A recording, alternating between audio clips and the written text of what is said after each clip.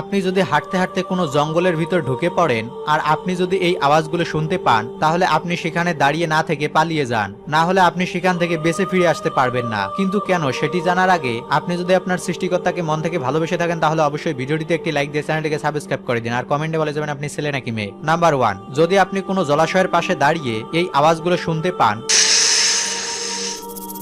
তাহলে আপনি সেখান থেকে দূরে সরে যান, কারণ এই শব্দটি একটি ভয়ানক অজগরের শব্দ, যে কোনো মুহূর্তে আপনার সামনে আসতে পারে। নাম্বার 2, যদি আপনি কোনো ঘন জঙ্গলের ভিতর এই আওয়াজগুলো শুনতে পান,